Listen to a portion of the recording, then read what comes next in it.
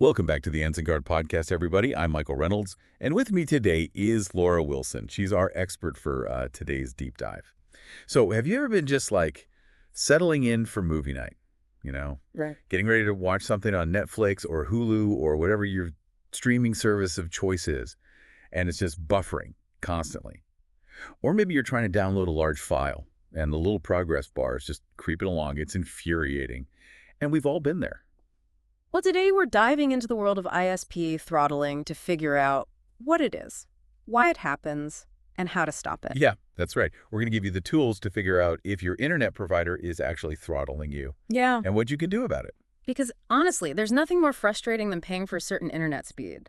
You Right. know, you're supposed to be getting, let's say, 100 megabits per second. And then it just feels like your connection is sputtering. It's like driving a car that can only go 10 miles an hour when it's supposed to be a sports car. Right. It can feel like somebody's like hitting the brakes on your digital highway for no reason. And there are actually quite a few reasons why ISPs might throttle your connection. Like what? What are some of the things that they might do? Well, one of the most common reasons is network congestion, especially during peak hours when everyone's online. It's like rush hour for the internet. Yeah, totally makes sense. Everybody gets home from work or school. They all jump online at the same time. Exactly. And the ISP just can't handle all that traffic at once. So they slow things down for everybody to try to manage the flow. Okay, so that one kind of makes sense to me. Like from a technical perspective, I can see why they would need to do that. Right. But I feel like there are probably some shadier reasons too. Oh, yeah, definitely. Sometimes it's not just about managing resources. Sometimes ISPs might throttle your connection to try to push you towards their own services. Like how so? Well, think about it. Let's say you have an internet plan with a certain ISP, and they also offer their own streaming service. Maybe they notice that you're spending a lot of time on Netflix or Hulu and not using their streaming service. So they just decide to like make your Netflix experience terrible. Yeah, pretty much. They might slow down your connection to those competitor platforms, just subtly trying to encourage you to switch over to their own services. That's messed up. It is. And that's where the idea of fast lanes comes in. What are fast lanes? Well, imagine a highway with express lanes for people who are willing to pay extra. Some companies actually pay ISPs for preferential treatment. They basically pay to have their data prioritized, while regular users like you and me Yeah. might end up stuck in the slow lane. It doesn't seem fair at all. It's not. And it's a big part of the debate around net neutrality. I've heard about net neutrality, but honestly, I don't really understand what it is. Yeah, a lot of people don't. Basically, it's the idea that all internet traffic should be treated equally. Back in 2015, the U.S. actually had rules in place to prevent this kind of preferential treatment. It was like a level playing field for all internet data. That sounds good. It was. But in 2017, those rules were repealed, which changed the landscape quite a bit. So now ISPs can basically do whatever they want. Well, it's a bit more complicated than that. There are still some regulations in place, and there are efforts being made to reinstate net neutrality. But right now, things are a bit more of a gray area. So how do we even know if we're being throttled? Well, there are a few things you can do. Okay, lay it on me. The first thing is to run a speed test.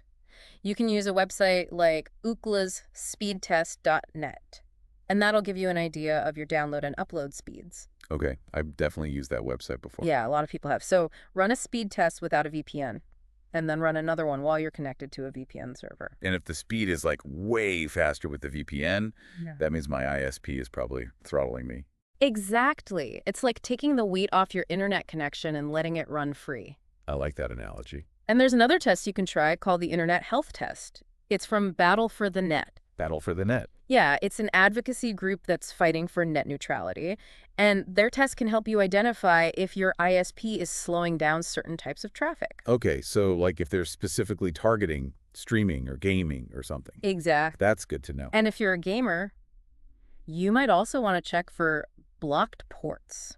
What are ports? They're basically like digital doorways that allow your computer to communicate with other computers on the internet. And sometimes ISPs might block specific ports that are commonly used for online gaming. So that would make my games lag. Yeah, you might experience lag or frustrating interruptions during gameplay. So how do I check if my ports are blocked? You can use a website like portchecker.co. Okay, so I'll write that down. And if you find that certain ports are blocked, you might be able to use port forwarding. Or find a VPN that offers this feature to overcome the obstacle. Interesting. Okay, so we've talked about some ways to test for throttling. But are there any other signs that I might be getting throttled? Yeah, there are a few telltale signs. Have you ever noticed that certain websites or services are consistently slower than others? Hmm. Yeah, actually, now that you mention it, Netflix always seems to be buffering, but YouTube videos load just fine. Right. That could be a red flag. Or maybe your download speed suddenly plummet after you've used a certain amount of data. Yeah, like my ISP is saying, okay, you've had your fun time to slow down now. Exactly. Another thing to watch out for is inconsistent internet speeds.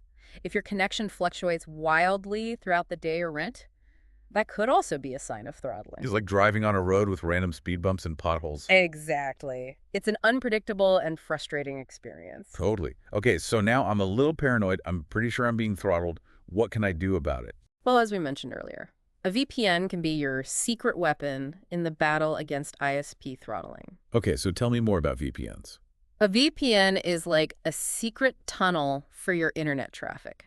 It encrypts your data and routes it through a secure server, which makes it much harder for your ISP to see what you're doing online. So they can't throttle my connection based on my activities. Right. They basically just see a bunch of encrypted data flowing to the VPN server. They don't know if you're streaming, gaming, or browsing the web. It's like putting on a digital disguise. Exactly. It makes your online actions much harder to track and control. I like that. So VPNs sound pretty good, Yeah. but I've heard that they can slow down your internet speed. Yeah, that's true. Some VPNs can slow down your connection, but it really depends on the VPN provider and the server you're connecting to. So how do I choose a good VPN? Well, when choosing a VPN for combating throttling, speed is definitely key. You also want a VPN with a large network of servers in different locations. That way you have more options to choose from. And you can connect to a server that's geographically closer to you. Makes sense. And don't overlook the importance of a strict no logs policy. What's that? That means that the VPN provider doesn't keep any records of your online activities. So even if they were asked to hand over data about your browsing history, they wouldn't have anything to give. So it's like a double layer of protection. Exactly. Okay, so what are some VPNs that you would recommend? Well, based on our research, 3 VPNs stand out for their ability to combat throttling: NordVPN, PureVPN, and Surfshark. Okay, so let's break those down, starting with NordVPN. Okay. NordVPN is a really popular VPN, known for its extensive features and its performance. And how about PureVPN? PureVPN is another good option. It offers a good balance of speed, security, and affordability. Or what about Surfshark? Surfshark is a relative newcomer to the VPN scene, Mhm. but it's already making waves with its impressive features and its competitive pricing. Okay, so those are 3 good options, but are there any other ways to stop throttling? Yeah, there are a few other things you can try. You could try using a proxy server, which acts as an intermediary between your device and the internet. So it's kind of like a VPN. Kind of, Yeah, but it doesn't offer the same level of security and encryption. got it. Another option is to upgrade your internet plan to one with a higher data cap or no data cap at all. Yeah, that would definitely solve the problem. It would, but it can be a more expensive solution. True? And if you're really fed up with your current ISP, you could always consider switching to a different provider. Yeah. If they're throttling my connection, Mm. I might just have to take my business elsewhere. I don't blame you. So what's the most important thing for people to take away from this conversation? I think the most important thing is awareness. Now that you understand how ISP throttling works and the potential reasons behind it, you can start paying closer attention to your own internet experience. That's good advice. Start by monitoring your internet speeds, especially during peak hours or after you've reached certain data thresholds. If you notice consistent slowdowns with specific activities or services, it could be a sign of throttling. And don't be afraid to question your ISP. Contact their customer support and express your concerns about slow speeds or inconsistent performance. Yeah. I mean, I'm paying for a certain speed. I deserve to get what I'm paying for. Exactly. And if you suspect throttling, it can be helpful to document your findings. Keep a record of your speed test results, note the times when you experience slowdowns, and track any communication you have with your ISP. It's like building a case file for my internet woes. Exactly. Like, And don't underestimate the power of collective action.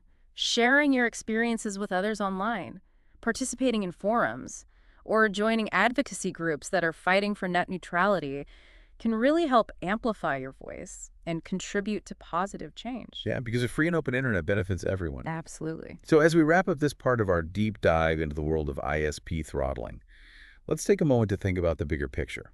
It's not just about faster downloads or smoother streaming. It's about protecting the fundamental principles of a neutral and accessible internet for everyone. That's right.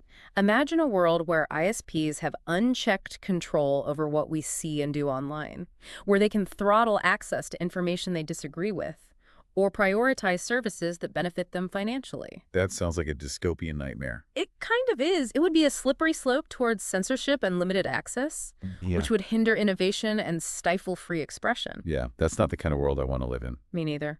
So fighting back against throttling, whether it's through using a VPN, advocating for net neutrality, or simply demanding better service from your IST, is a step towards safeguarding a future where the internet remains a level playing field for everyone. Well said.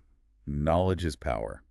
And now you have the insights and tools to diagnose and combat ISP throttling so you can enjoy the internet as it should be, free, Thanks. open, and accessible to all. Exactly. So stay vigilant, stay informed, and never stop fighting for your right to a truly open online experience. I love. All right, so that wraps up part 1 of our deep dive on ISP throttling. We'll be back soon with part 2, where we'll dive deeper into the world of VPNs and explore some specific strategies for choosing the right VPN for your needs. Sounds good. Until then, stay safe and stay connected. See you next time. Welcome back to the AnzenGuard podcast, everyone. We're continuing our deep dive into the world of ISP throttling. And if you're just joining us, I highly recommend going back and listening to part 1. We talked about what ISP throttling is, why it happens, and some ways to test if you're being throttled. Exactly. We covered a lot of ground. Great. But now we're going to shift gears and really focus on solutions. Okay, so let's talk solutions. In part 1, we mentioned that VPNs can be a really effective way to combat throttling. Right. VPNs are like your secret weapon in this fight. Okay, so remind us again, how do VPNs work? Well, a VPN creates a secure tunnel for your internet traffic. It encrypts your data and routes it through a server in a different location. So my ISP can't see what I'm doing online? Exactly. They can see that you're connected to a VPN server, but they can't see what websites you're visiting or what files you're downloading. So it's like putting on a mask. Exactly. I like that analogy. Yeah. Okay, so we know that VPNs can help with throttling, but how do we choose the right VPN? That's a great question, and it's an important one, because not all VPNs are created equal. Okay, so what are the things we need to look for? Well, first of all, you want a VPN that's fast. You don't want to trade throttling for slow VPN speeds. Right, because that would defeat the whole purpose. Exactly. You also want a VPN that has a large network of servers, ideally in different locations around the world. So I have more options to choose from. Exactly. The more servers a VPN has, the more likely you are to find a server that's close to you, which will result in faster speeds. Got it. And another thing to consider is the VPN's logging policy. Logging policy. Yeah. You want to choose a VPN that has a strict no-logs policy. That means they don't keep any records of your online activity. Okay, so even if someone asks them for my data, They wouldn't have anything to give. that's reassuring. It is. And it's a really important feature to look for in a VPN. Okay, so are there any specific VPNs that you would recommend? Yeah, definitely.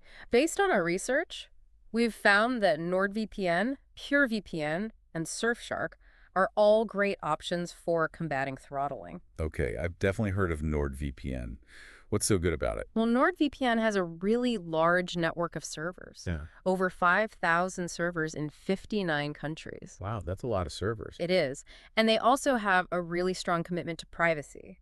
They have a strict no-logs policy, and they use strong encryption to protect your data. Okay, so NordVPN sounds pretty good. What about PureVPN? PureVPN is another good option. It's a bit more affordable than NordVPN, but it still offers a lot of the same features. Like what? Well, they have a large network of servers, over 6,500 servers in 78 countries. Yeah. And they also have a no-logs policy and strong encryption.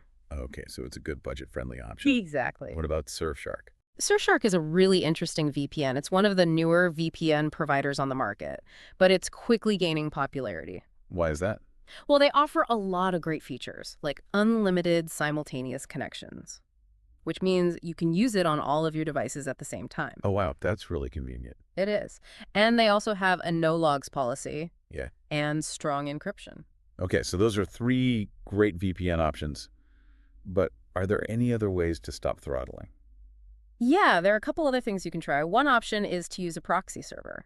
which is kind of like a simpler version of a VPN. So how does that work? A proxy server acts as an intermediary between your device and the internet. So instead of connecting directly to a website, Huh. your traffic goes through the proxy server first. And that helps to hide my IP address. Exactly. It can also help to bypass some restrictions, like Yeah. censorship or geo-blocking. Okay, so it's kind of like a VPN. Kind of, but it's not as secure, and it doesn't offer the same level of privacy protection. Got it. So it's probably not the best option if I'm really concerned about privacy. Right. Okay, so what else can I do? Well, another option is to upgrade your internet plan to one with a higher data cap or no data cap at all. Yeah, I've definitely considered that. Yeah. But it could be pretty expensive. It can be. But if you're a heavy internet user Hmm? and you're constantly hitting your data cap, it might be worth the investment. Yes. Yeah. And if you've tried everything else and you're still being throttled, you could always consider switching to a different ISP. Yeah, that's always an option. But it can be a hassle to switch providers. It can be. Yeah. But sometimes it's the only way to get the service you deserve. That's true. So we've talked about a lot of different ways to stop throttling. But ultimately, the most important thing is to be aware of the problem. Exactly. Once you know that throttling is happening, Hmm. you can start to take steps to protect yourself. So what are some things that people can do to stay vigilant? Well, first of all, pay attention to your internet speeds.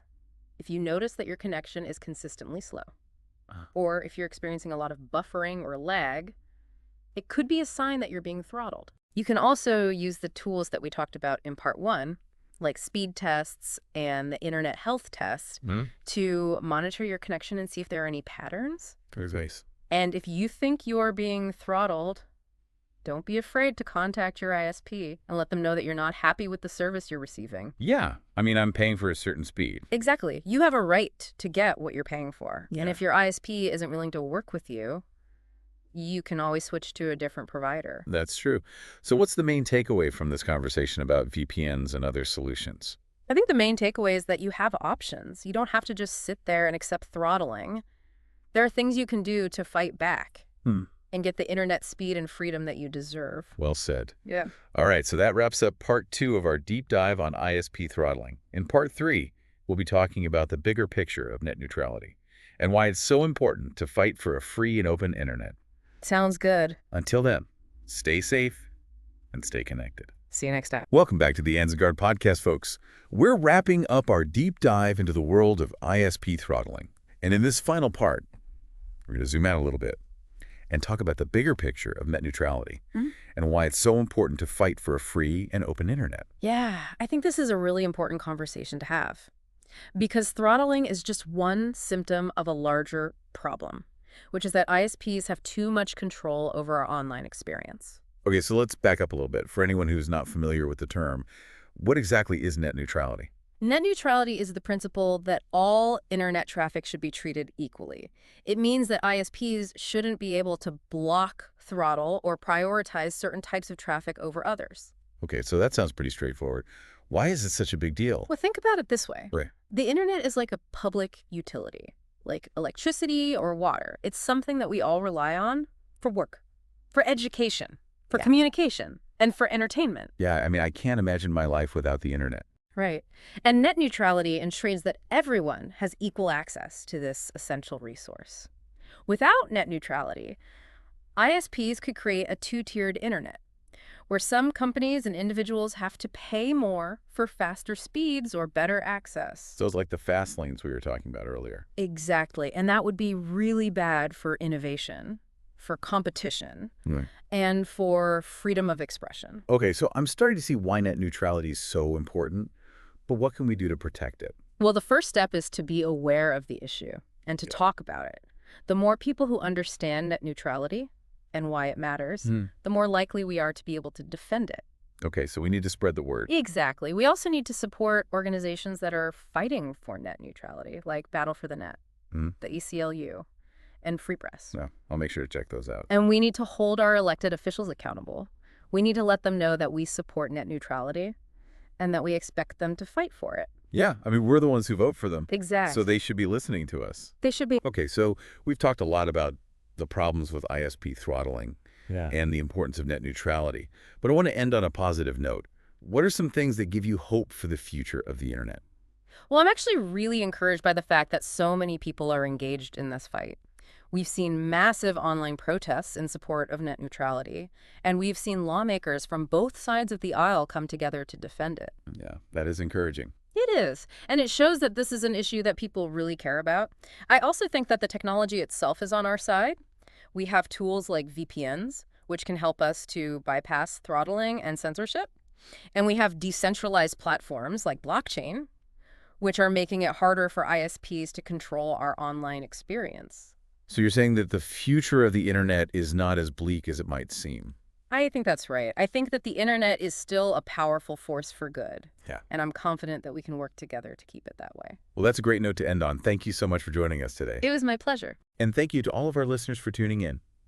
If you enjoyed this deep dive, please make sure to subscribe to the AnzenGuard podcast and leave us a review. It really helps other people find the show, and we appreciate your support. You can also follow us on social media to stay up to date on all the latest episodes and to join the conversation about internet privacy and security. I'm Michael Reynolds. And I'm Laura Wilson. Thanks again for listening, and we'll see you next time.